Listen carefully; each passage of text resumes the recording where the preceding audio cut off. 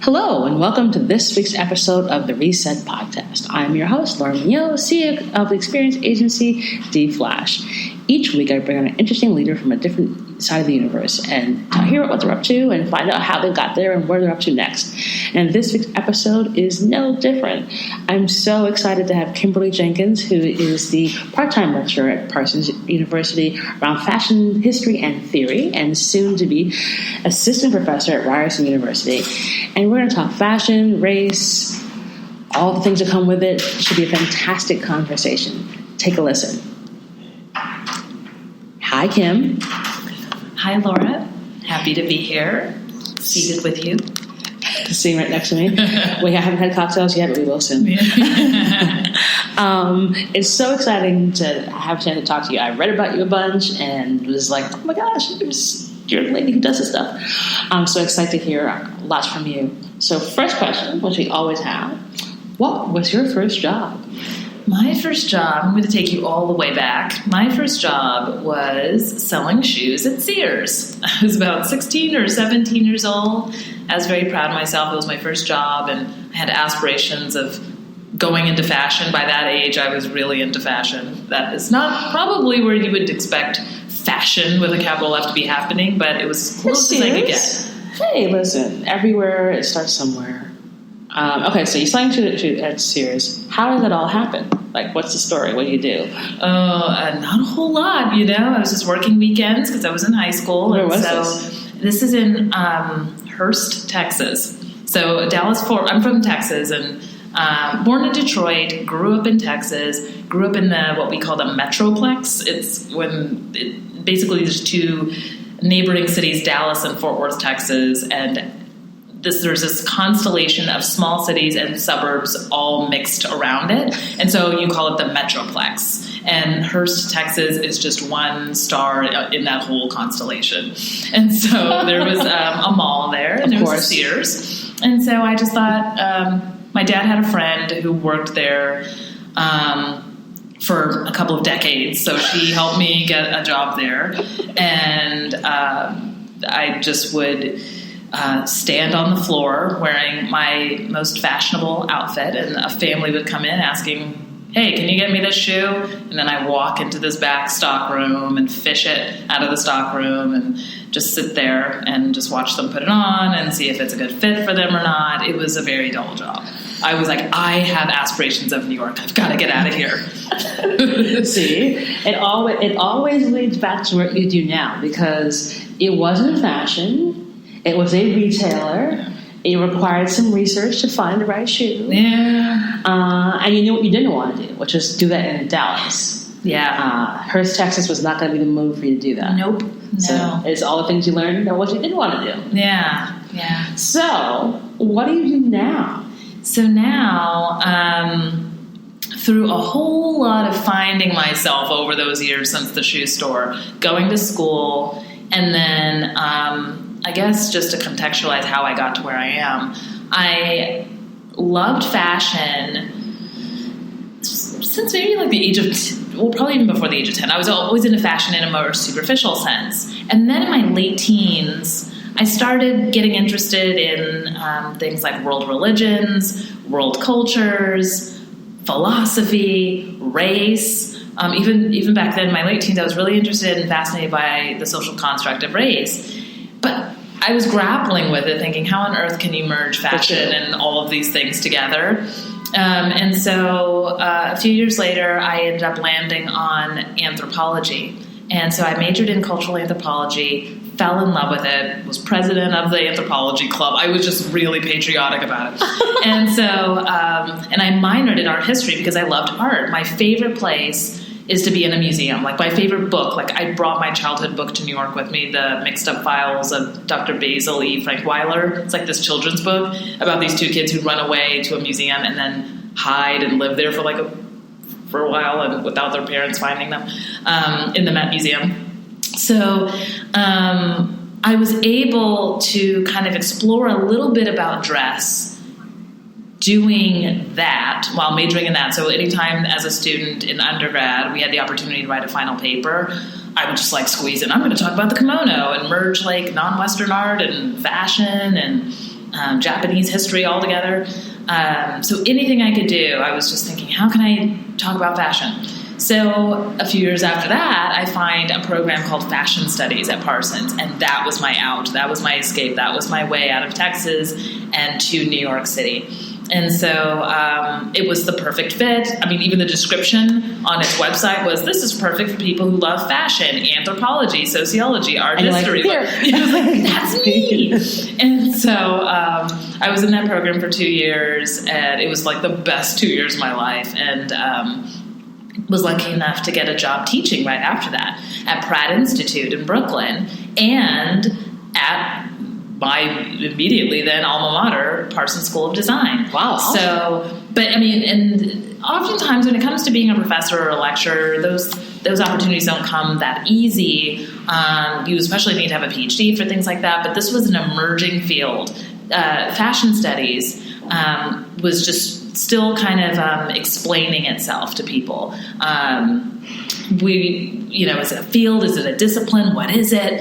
The quick and dirty that I tell people is I explore why people wear what they wear. And more often than not, people find that really fascinating and they get it. Because explaining in-depth fashion studies, it gets kind of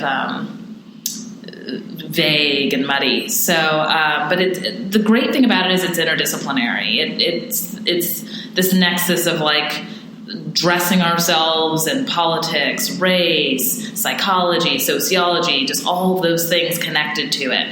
And so I was able to teach courses on fashion history and why we wear what we wear.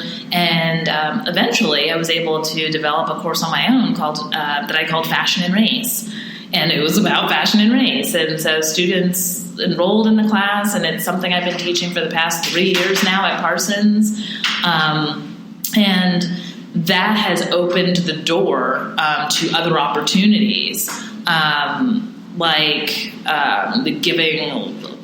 speaking on panels, putting on workshops, giving guest lectures, newspapers and magazines whenever something racist happens, which is all the time. Is that the ends and why? Yeah. They're like, hey, can we talk? Yeah, I'm writing this article on, why the hell did this happen?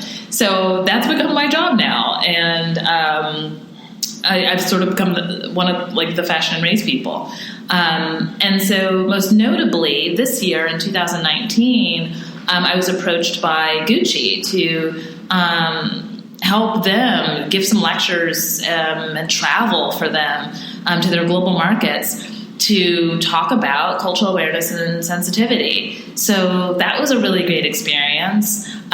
They were in the news dealing with an issue that many people may know about with a sweater that was easily misinterpreted as blackface. Right. And so for Alessandro Michele, the designer, he was inspired by Lee Bowery, this Australian performance artist who was famous for painting his face and doing this sort of clown smile. But what happened was they made a spectrum of sweaters, these balaclava kind of style sweaters with the Lee Bowery red lips on a spectrum of colors. But when you put the red lips on black... Problem. Yeah. Big old problem. So it just ended up being this whole huge accident. So I was really happy and surprised that, a luxury brand would sign on, this lecturer at Parsons who teaches fashion and race to help them. Because people oftentimes think, the fashion industry is frivolous, superficial. Anything intellectual or academic couldn't be farther from that world. But Alessandro is really into academics and intellectual thought, and I was thankful that Gucci was open-minded enough to bring me on board to do some education with them. And they weren't afraid of the whole, academics speak and really taking them through historical context and introducing fashion theory to them and explaining discrimination and images and iconography that can be triggering to people. So that was a really great experience in getting to travel and teach and get to know their teams. So that happened, and then also I was approached by Ryerson University. I applied for an assistant professor position that they had just put up this year, and they basically were saying, we're looking for someone who knows fashion and race and is interested in social justice and discrimination and decolonizing and all this stuff. I'm like, that's me. So I applied, and thankfully I got the job. So now the next chapter of my life, after 6 years of teaching at the college level, both undergraduate and graduate students, in why we wear what we wear, and teaching luxury brands, how dress and style, matters, and appearance matters, and what we communicate. Now I'm going to be moving to Canada to kind of join what I see to be the sort of Justice League that Dr. Ben Berry, the chair of the School of Fashion, is creating. He's just building this strong crew of faculty representing various forms of identity, various expressions of identity, to really confront the fashion industry in terms of education, marketing, design, just surveying the lay of the land when it comes to diversity and inclusion in fashion brands and fashion houses. So I'm really excited because that's just really, Ben really wants that to now be the focus of this fashion school. Because there's so many fashion schools just saying, just come here to learn how to design, you know? Like, you can go anywhere. And do that. He's found his niche, so It's fascinating because as someone who is a history major and loves all things fashion, I was blown away by what you do. I was like, I wish there was a course like this when I was in college because I would have been too. Because I think that's the thing that it's so fascinating to see why we wear what we wear. So I have a question for you. In your years of doing this, what's been one of the most surprising things that you found? Like, why certain people wear a certain thing? I mean, like, I would have never thought that, but now that I've dug in, and this is so surprising, so fascinating. What is most surprising? Oh, I'm not sure. Like, as far as how someone expresses themselves, a certain look or trend. Probably a certain trend. Like, you're just like, that just seems so far out of left field. And you're like, huh. I mean, I wish I could tell you something. I mean, everything, once you start really thinking through the psychology of it or what's going through the zeitgeist, politically or socially, it kind of makes sense. Like, I guess the closest thing would be around 2015 normcore. It's like, and I saw it everywhere in Texas. And then when I moved to New York, I could see, I moved to New York in 2011, so I saw it even then, but it really became like a thing in 2015, or it was given a label by K-pop. And so normcore, just doing the very least, to borrow to borrow the language of one of my former students. She nailed it. She was like, it's this battle of doing the least. Like, I'm going to do my Reebok sneakers and these like dad socks, and then these rolled up jeans, like these mom jeans, and then a t-shirt that has some smooth jazz concert from 1992 on it, and then a ball cap, and then these like really uncool glasses, so it's just showing, it's so conspicuous though. That's what the whole gag is, it's so conspicuous that you're trying to be normalized. Yeah. Like, you're trying to not be fashionable. You're showing, I don't want to be fashionable. I'm not going to participate in these trends. I'm going to wear kind of like, quote unquote, ugly clothes. Like, I don't care what you think of me. I'm comfy. I'm going to wear these things, but it's all, kind of ironic. It's almost emo because like, oh, you're just trying. Like, I'm really, really sad. So look at me. Look at all the things I'm going to wear. It's making me look sad. Yeah. It's definitely this group of people who are wearing it, isolating themselves from the fashionable class. The people who are really concerned with what they wear. But the truth is, we're all concerned about what we wear, even if you're doing the very least and you're trying to show how you're doing the very least. Like, I just threw this on. The anthropologist in me is always like going and sitting at a bar, having a drink, just staring at people and looking at how they perform their identities and what they wear. And so, like, I'll see the people who, like the bar back, or the people who work there at the bar, they're wearing like the dad jeans or the mom jeans, and then like some quirky eyeglasses and then a ball cap, and they want to look like they I mean, they feel like they've done it naturally, but I don't believe anything is organic or natural. It's like I just rolled out of bed with my hair like this, but it's still a styled or fashioned identity. And they're all dressing the same when I look around this bar. So it's a tribe in itself when they're dressing in that way. And it's so fascinating because it's like, why do you wear what you wear? And then where you are depending on what you do. Mm-hmm. It's so fascinating because I think about when I think of advertising culture, where it's like what the executive wears. Like, it is a white dude with a t-shirt, jeans, and Converse. Yeah. But then for women, totally other side of the universe. Mm-hmm. It can be anything. What do you see for those women? It's a wide spectrum. So you'll go from like blazer, slacks, and heels to blazer, jeans, and heels to leather jacket, jeans, and heels. Mm-hmm. But what I've seen in the last 2 or 3 years, and I sort of ascribe to this, is that it's blazer, jeans, and sneakers. Yeah, yep, definitely see that. But the sneakers are decidedly like a fashionable sneaker.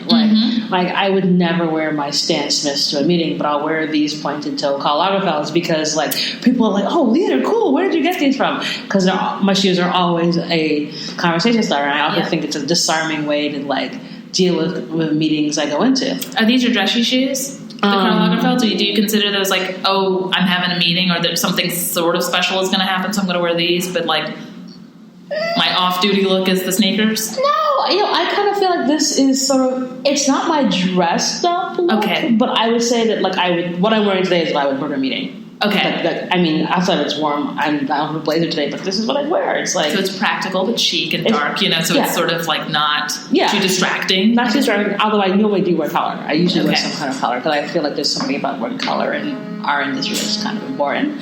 But like my shoes are usually a conversation starter.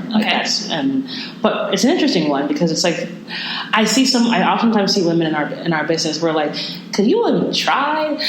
Like, what? Well, and some women even not trying, like coming back to the sneakers. I talked to my students about former designer of Celine, Phoebe Philo, really popularizing this kind of chic, understated look of, maybe she's wearing this slouchy turtleneck with then some jeans or trousers and then some Stan Smiths. She's like, she's communicating to you, I'm a designer, I'm a thinker, I'm a creator, I'm an artist. I really don't have time to overthink my wardrobe all the time. I'm not going to wear anything that's going to impede my movement with tottering around in some heels. I'm not going to throw on red lips, I just want to be stripped down and really focus on my work. Which also kind of falls into this, like some of the stuff you may see her wear, it kind of falls into this sort of genius uniform almost of like Steve Jobs, like just a black turtleneck, and the jeans and the sneakers. That's, that was his thing. He wasn't always dressing that way, but then he moved into this sort of uniform that just involved very little thought, but it was also not just practical in the fact that it was like not involving a lot of thinking and steps, but also it helped with self-branding, people always knowing, I know what I'm going to expect when I see him take the stage and introduce a new product. And so for her, like when you see Phoebe Philo walking out for the little bow at the end of the show, it's just a very understated look. It's not about her, it's about the clothes. So, yeah. So it's really fascinating. So that, it was exciting to see a woman genius, and it kind of took on where you see these women sort of emulating her style, maybe just the hair down or slicked back into a ponytail and just sort of putting your head down and doing the work. What do you see as like the kind of most interesting trends now? Because I've seen the sneaker trend is like really interesting to me, like how my business has changed. Like in the last 3 years, it went from like I would wear sneakers on Fridays, so pretty much I wear them every single day, and I am not the only person who does this anymore. And it's like I'm in a creative job. Because who's regulating us anymore? In the old days, and like my dad worked for IBM for 25 years, so I grew up seeing a dad come home, after 5 with the attaché. He had this Samsonite attaché case and this pinstripe suit and a little Christian Dior tie and a pin and some shoes, and these dress shoes, and that's what you wore all in a white button down. That's what you wore Monday through Friday. But then towards the end of him working at IBM, they introduced something which started to sweep the nation in various companies, not just IBM, a thing called Casual Fridays. And it was just this idea of, you know what, we can loosen the tie. You know what, in fact, just lose the tie on Fridays. Let's wear like a polo shirt, and some Dockers, or some trousers, and just relax on Fridays. But now, in this new millennium, Casual Fridays every day, there's not a lot of regulation anymore because we've got like these co-work spaces and people all, who have these sort of entrepreneurial mindsets who are kind of doing things on their own, working from home or working at a co-work space. And, there's no one telling them, where's that suit, for me to take you seriously, or we've got a board meeting, and only in the fire industries, really, like finance, law, any of those, Do you think it's almost a bad thing? Because I as someone who grew up wearing a uniform my entire life, from kindergarten all the way to my first day of college, I was like, wait, I have to wear my own clothes? What do I do? And like always knowing that like, okay, you have to dress properly. Mm-hmm. And then sometimes you see people and you're like, I take you seriously even though it looks like that shirt is completely wrinkled and like, what? Like, you're what of this company? Like how has that sort of changed in our from an anthropological standpoint? Appearance? Yeah. Like how's it gone from being like everyone wore a suit to like if you're a startup guy wearing a t-shirt and a hoodie, like that's the person to take seriously? I think it was I'm speculating here, but I think it was just influence. And to clarify what I'm saying here is, having like a Mark Zuckerberg, for instance, he's the easiest example to use. Over a decade ago, having to, really prove himself and say, I'm going to leave Harvard and I'm going to launch Facebook with someone and I'm going to prove that it's a powerful tool for social connection.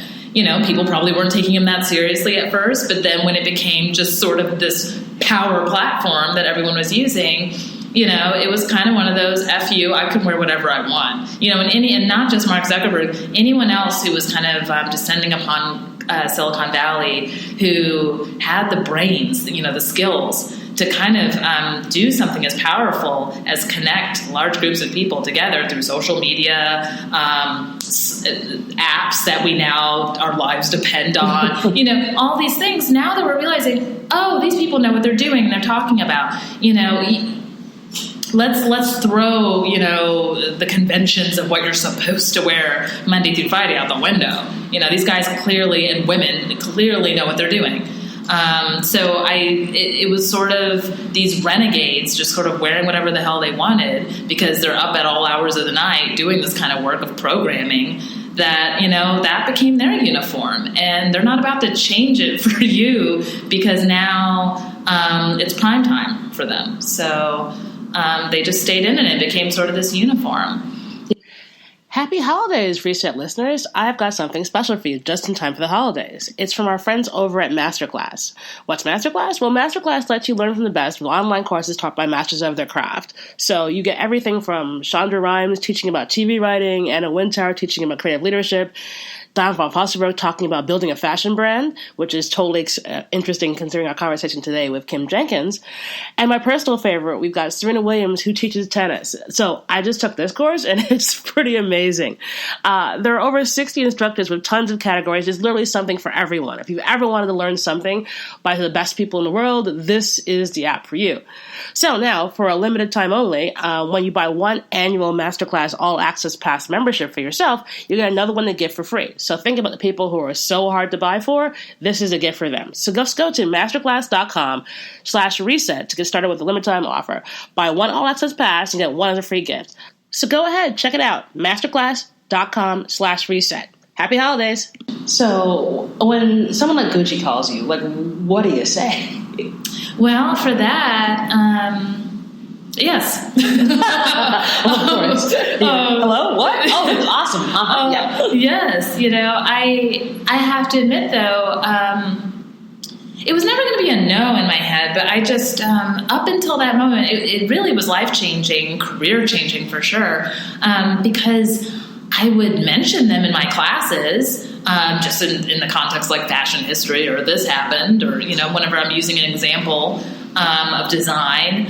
But I never, ever, ever, ever, ever thought that I would be, just on a very familiar basis with Marco Bizzarri, the CEO and president of Gucci. Like, I just thought, or Alessandro Michele, I just thought, they're on a whole different planet. We're never going to meet each other, ever. They're never even going to know that I exist. That's just the world of luxury fashion is a whole other world, And not to be too self-deprecating, but I just thought, like, they would never cross paths with a professor, like, who's talking, just like this nerdy fashion person. I just never thought there would be a connection there. And so when they approached me, it was just like, I was in disbelief. And, and they, I just had a really great time working with them and getting to meet everybody there. And they were really serious about it. So it was a really great experience. So awesome. And then why do you think brands are sort of having these cultural faux pas? Because I feel like every single day there's another brand who's just missing the boat. Like, there was a Versace thing that happened last week, and the only reason that didn't get a ton of coverage was because of the Equinox and Ski Ross. Like, literally, they have to thank them, because otherwise they probably would have gotten dragged for days. Every time I'm asked that question, I just sound like a broken record. And I have to promote myself here, because it's just like education, like lack of education.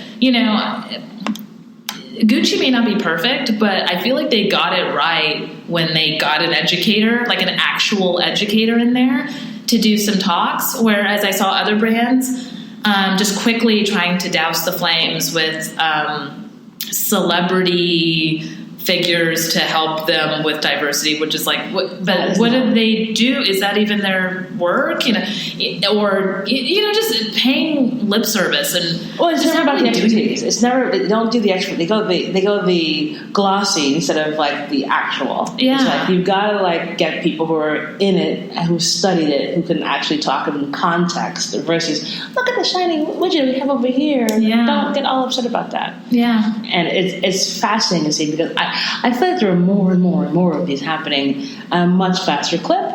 Or would you say that it's just like, because social media is now prevalent everywhere, that these things bubble to the surface way faster? I think that's part of it. A lack of education inside, when you're dealing with now, in this globalized world, you're dealing with these multinational brands that want to make money all over the world and market to various countries, various cultures, but they themselves, when you look inside the company, are completely homogenous and populated with people who may have had very isolated ways of living, who may have grown up with blackface around them and never thought it was a big deal. So when you're dealing with these homogenous companies, these groups of people who don't even have any black friends or any friends who are Asian or anything like that, but you want to make money globally, you've got to, it's time to have conversations about cultural awareness and sensitivity, best practices, and dealing with other cultures, and just knowing how not to offend other cultures, getting to know a little bit about those cultures.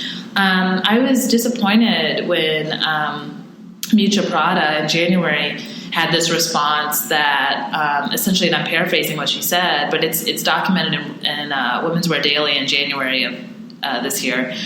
She was basically saying that the designer can't know about every culture, or every race. Oh, it's a cop-out. And, and plus that fashion is just, and fashion, much like art, is based on kind of the appropriation or inspiration, adopting things from other cultures. Like, this is the animal it is, but, I just, you sure are taking that money, in Hong Kong or Argentina or, Nigeria. So it's time to, diversify your company and educate yourself. Yeah, I think that they assume that it'll be okay, and that universe is changing now. Like, people are now responding with their dollars, because that's the only way that this actually can change. And, no one's asking you to know every single subculture that there is on Earth, but if you're a multinational company, you might want to have some people who are from other nations. Yeah. Just maybe. Have them there, and then have, like, someone, on speed dial, an educator, someone, hey, we have this design, what do you think about this? Like, because you can do a cultural scan a whole lot faster than they can, like, hire 18 people in their organization to be a slow-moving little munchkin and try and get this all figured out. Well, you're like, no, this pattern originates in this tribe. If you put this with this color, it'll be a problem. Yeah. Which was an hour. But they just see that as so overwhelming of just, well, how am I supposed, where do you even start with something like that? Call the experts. Yeah. It's like if your supply chain and making those handbags had a problem, who would you call? The zipper guy or the supply chain guy? You'd call the supply chain guy. So it's the same problem here. It's like, if you were going to have something that can essentially screw up your bottom line, like a supply chain issue wouldn't you want to call an expert around that to go figure this out right away, rather than like, hey, zipper guy, can you try to figure out how to fix this supply chain? It makes sense to us now in this climate. But for fashion executives, we're talking about a complete pivot and revolutionizing of the way fashion businesses are run, because especially for these, legendary fashion houses, in some ways, even though I'd hate to admit, Miuccia Prada is right. That fashion really was, we had French designer Paul Poiret in the 19-teens and 20s, glorifying Orientalism and having these parties where it's, hey, everyone put on your turbans and your harem pants. This is just the way it was. So it's really this moment of reckoning for all these brands, many of them which were born in the 19th century, to now suddenly have to become more politically correct and culturally aware and sensitive. It's huge. They don't know where to start. They don't even know, how to kind of incorporate into all of their markets and throughout their brand and educator for these things. That's just because that just wasn't the way. And now they feel, because many of them are older, in the 80s and the 90s, this wasn't a big deal. Now everyone's getting so angry about everything. So I'm listening to both arguments, like both sides, but I'm definitely on the side of education and sensitivity, but I am also understanding why fashion keeps making these mistakes and grappling with it, because these very few of the founders are still alive of all these fashion brands and labels. But the executives behind them just, are of an age where that just wasn't really, in the purview. So now they have to think about that. It's like teaching the old dog new tricks. Yeah. But in the speed of an instant message. And that's I think it's like that clash of culture and time. Because now it's like, you put this thing up, it gets shared a million ways. Yeah. And I mean, you look at what happened with Nike, where Nike had 2 things happen in a matter of like 8 weeks. And you're like, and you'll get dragged through social media. And you're like, and you have to have the people who are your spokespeople have to then drag you. And then you're like, problem here. Yeah. We just have these digital boycotts where everyone can just, all it takes is a hashtag or just to cancel somebody. Well, yeah, what do you think about cancel culture in regards to fashion? Because I feel like that gets a little wonky too. Yeah, it does. Some people, like a friend of mine, really tried to. A friend of mine, Celine Simon, who's a activist in terms of social justice, sustainability, and she has a label called Slow Factory. She was just posting on Instagram that she's not sure if she really is on board with cancel culture anymore. She's trying that. Some brands are just set in their ways. And they don't want to try. Well, I think it's if you make an effort and you just continually keep doing the same stuff, and there are brands that we know that like do not give one flying damn. Right. Then you're like, okay, then you got to be canceled, because there's literally no other way that this is going to work for you, because the only way this works is when your dollars get affected. Right. And it's like, if you want to, like, if you're contrite, or if you want to, like, say, hey, listen, I learned from my mistakes, I had no idea, or just the world's changed. I mean, that's the thing. In the world, especially in social media, and the public has become in some ways very unforgiving or very critical too, because also you'll have brands who are trying to make things right, who have been dragged through the news, for, another case of cultural appropriation.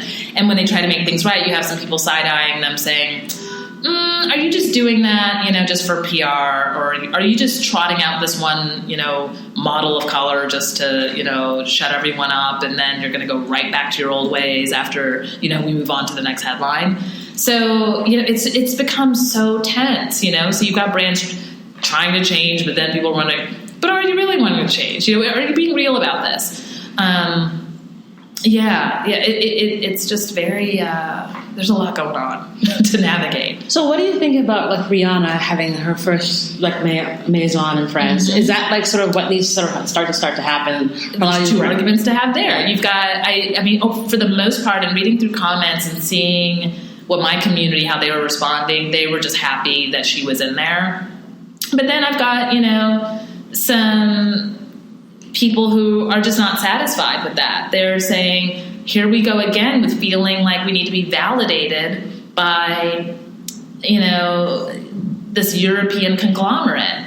Like, so what? Oh, you're with LVMH? That makes you worthy, But, some people are like, get those dollars, that's power. She can do so many things with that. She can hire so many designers of color with that. That's power. This is a black woman running this maison that they haven't had since La Croix.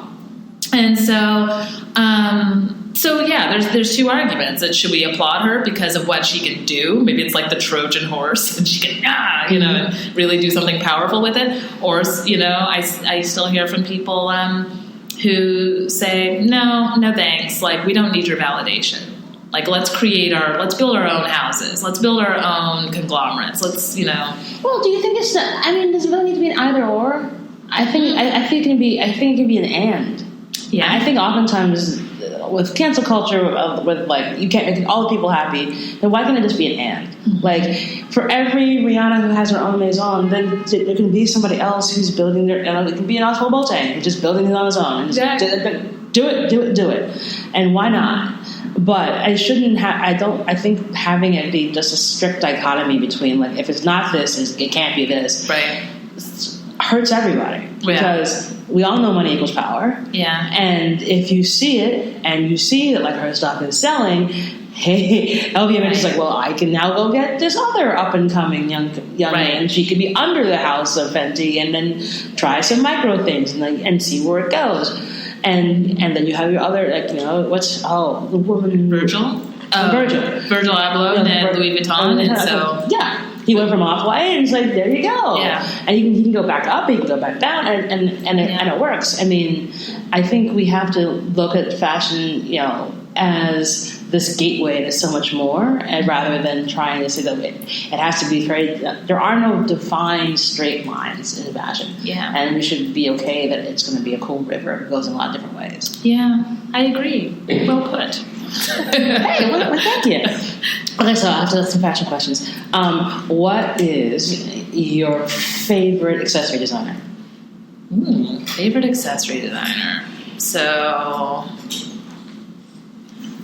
on the whole, I wear just vintage and sometimes student work. I just love scavenging for things and finding things. So it gets tough, except for new shoes. I wear new shoes, but. Accessory designer. Oh God, I'm a terrible fashion consumer, as involved in the fashion industry as I am. Like, my jewelry's from, like, a festival that I found or something. Of course, that's the best part about it. This from a thrift store. This choker here's from a thrift store. So, okay. This is based on principle. Okay. Because I love to support actually a lot of designers and jewelry makers, even if I don't wear a whole lot of their stuff, just because I love what they do and what they represent. So Sium, Sium, Put the show notes. It is we'll stick that in there. It's a jewelry line by a woman named Sewit, Sewit, and she. Oh God, I'm going to butcher this. She's going to kill me. I think she's Eritrean. I think she's African, and she has created this. She's known for this gold jewelry that is all about embodying like self-determination. And like you're this goddess, you're this. It embodies strength, and so some of the jewelry when you go to her website it seems like very Egyptian inspired, and she just came out with a new collection. I think it's called the Freedom Collection. So it comes with pendants or rings that has Malcolm X on it, and I'm going to have to look it up. It's Sojourner Truth or Harriet Tubman that she used also as an icon. I think she might even make more.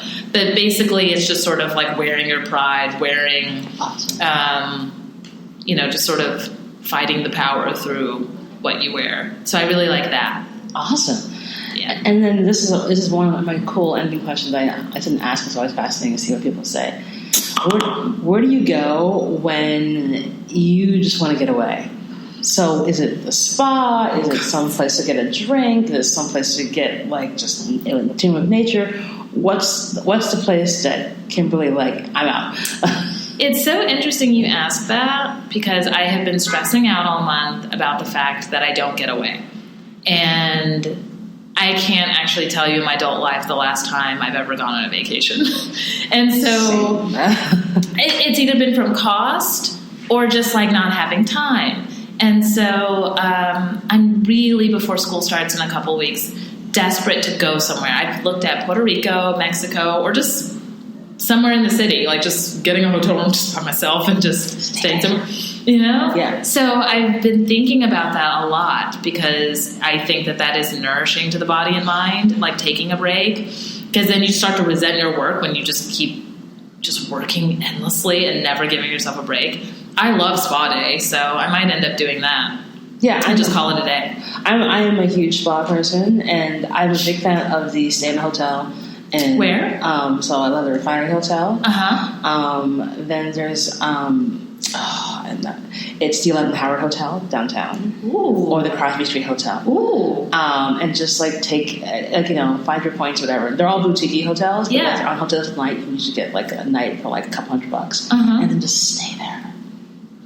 That sounds really good, actually. And if you want Puerto Rico, I have the ultimate hookup for you. Wow. I got friends. Yes. So if you want to do Puerto Rico, I got you there. Yeah. But yeah, I just think, it's funny, like, as I've been doing these now, I record so many episodes a week now, that, like, it's become an interesting theme to hear what people are doing to sort of get this, one, acknowledging you need to take this break.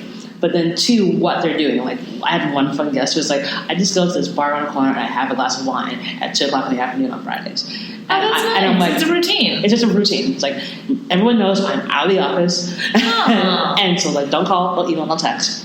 I will not available. Or just about it. But, like, I think it's just really important that we remember that, part of resetting is to reset ourselves. And even if that is for an hour a week or an hour every day, but something that enables us to sort of get back with ourselves. Mm-hmm. Because as you said, you start to resent it after a while because you're like, what am I doing all this stuff for? Yeah. And like, I'm exhausted, I'm tired, I'm just worn down. Yeah, and you're an academic, so it's like even more heavy because you got students you got to deal with and academics. And there's no boundaries with it, really. It's just sort of emails, probably with your work too. It's just like emails on Sunday. Like, there's just no boundaries of just an emotional. You don't email past 5, and you're like, it is 9 p.m. on Sunday. It's taken me time, but now I've had to create those boundaries from learning best work practices and productivity or people with these kind of fluid boundaries. Like, how do you create just like a work block for yourself and just say, I'm not looking at my phone or not checking emails after 7 p.m. or after 6 p.m. or nothing on the weekends, So, yeah, I've had to learn that. It's entirely necessary. And I feel like, as you're off to your next location, it's going to even be more exciting to find. Like, what are you most excited about going to Toronto with? This is going to sound so boring. Everyone's like the food, the people, the hockey. And I'm actually, as a New York adult, I'm like my own place without a roommate. A washer and dryer. I can't wait. I'm going to get to wash my underwear without having to leave my apartment.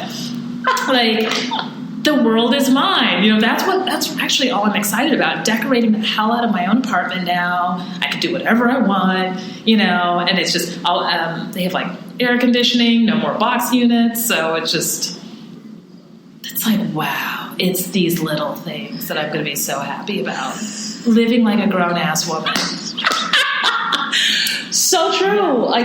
Then I'll enjoy the rest of Toronto. Of course. But these things are so important. And I think living like a grown-ass woman is a great way to end this episode because it really is so... I mean, we could talk to you for hours and I'm going to keep drinking later. But it's just so fascinating about everything that you've done. It's so awesome to finally meet you.